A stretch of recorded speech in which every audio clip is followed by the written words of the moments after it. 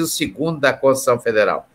O artigo 5º, inciso 2º da Constituição Federal, diz que ninguém é obrigado a fazer ou deixar de fazer alguma coisa, senão em virtude de lei, né? Senão em virtude de lei. Então, terá que ter uma lei para dizer, faz isso, faz aquilo, não faz isso, não faz aquilo. Já de natureza privada, quando for de natureza privada, ao contrário do público, se pode fazer tudo, né? Tudo que se imaginar se pode fazer, menos aquilo que a lei proíbe.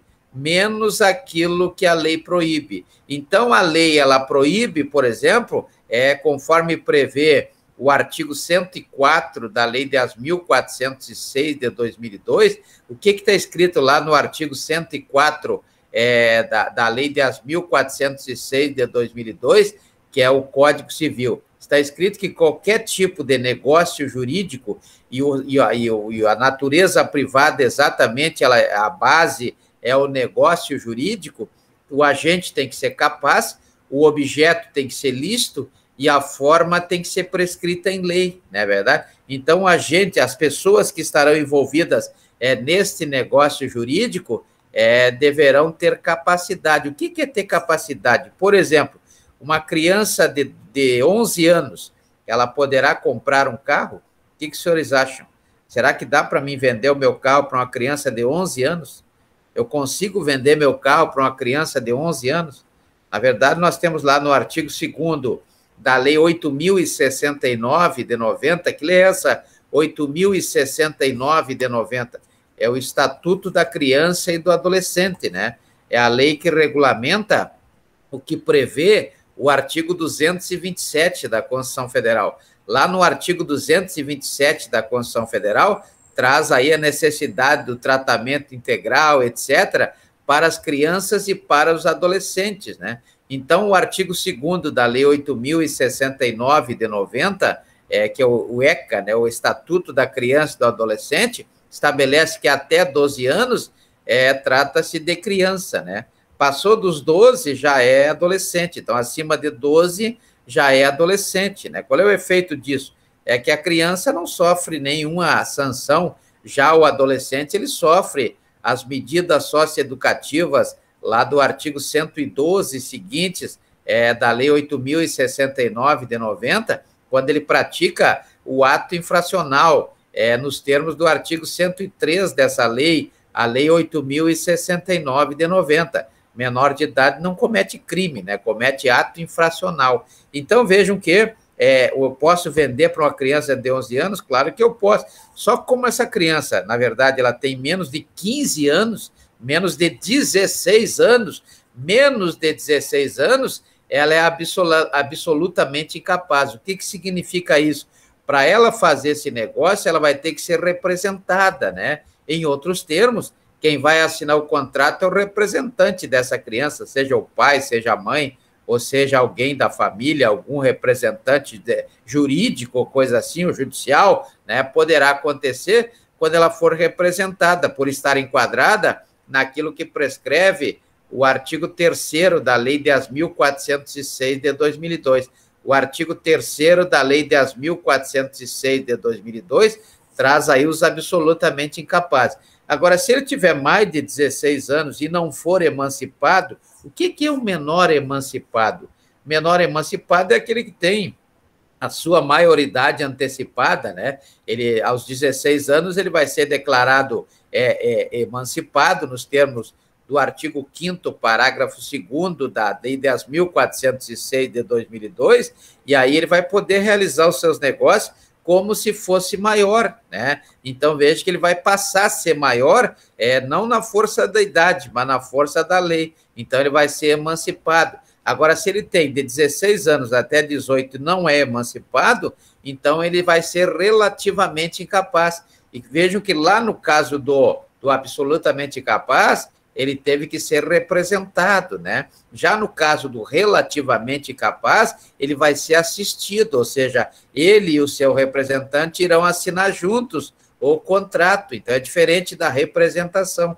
Então, veja que o agente tem que ter capacidade, ou ele tem que ser absolutamente capaz de estar junto com o seu representante, ou ele tem que ser relativamente capaz e tem que estar junto com o seu assistente, ou ele tem que ser maior de idade, ou seja, acessa a menoridade, ter cessado a menoridade aos 18 anos, como preconiza o artigo 5º da Lei 10.406 de 2002. E quanto ao objeto lícito, logicamente que não existe aí um negócio jurídico envolvendo algo que seja ilícito, né? Droga, por exemplo, vender droga, vou contratar alguém para vender droga para mim, isso é um contrato inexistente, isso não existe esse contrato. E a forma tem que estar prescrita na lei. Então, quando tiverem um tempinho, deem uma conferida aí no que prescreve o artigo 104 da Lei 10.406 de 2002. Mas o serviço praticado no cartório, ou seja, os serviços notariais e de registro, eles deverão ter a natureza pública, ou seja, regulamentados pela Lei 8.935 de 94. Lei 8.935 de 94 é a lei que regula o funcionamento dos cartórios, né? Então, essa lei é uma lei que tem que fazer uma leitura para ver o que o artigo 7º, por exemplo, o que faz o escrivão, qual é o papel do escrivão, né? Está lá no artigo 7º da Lei 8.935 de 94, Lei 8.935 de 94. Na verdade, é um serviço que tem a finalidade de resguardar os direitos da sociedade, né? Resguardar os direitos da sociedade como tem, por exemplo, o direito à propriedade, o direito à igualdade, o direito à liberdade, o direito à segurança, o direito à vida. Até nós temos várias condutas, várias prestações de serviço que têm esse objetivo, né? Reconhecimento, por exemplo, de uma compra e venda nos termos do que preconiza o artigo 481 da Lei 10.406 de 2002, essa compra e venda ela só será legítima e terá o efeito erga omnes. O que é efeito erga omnes? Efeito erga omnes é aquele efeito que todos têm que respeitar, né? E tem aquele efeito inter partes, né? Não sei como é que está agora a situação, mas há um tempo atrás nós tínhamos aí aqueles apartamentos lá do Manuel Julião,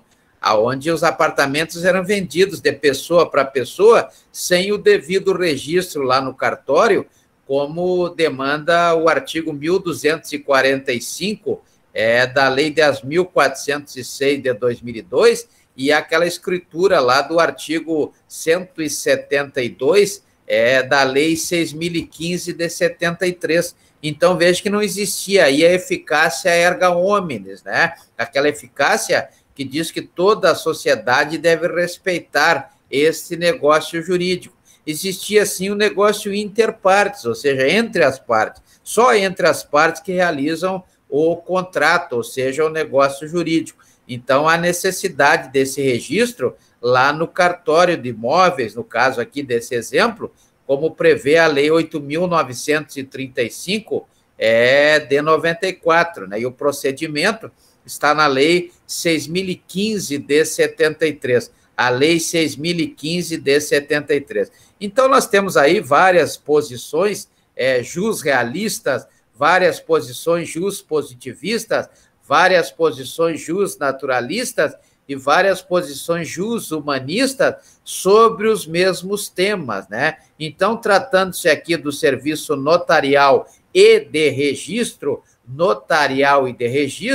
nós temos aí como análise a própria Lei 6.015 de 73, que nós vamos começar a trabalhar essa lei exatamente para verificar as condições necessárias para o bom exercício de uma boa prestação de serviço, seja esse serviço de natureza notarial ou de natureza registral, ou seja, o chamado serviço cartorial, não é verdade? O serviço cartorial. Então, nós temos aí o direito positivo. O que é o direito positivo?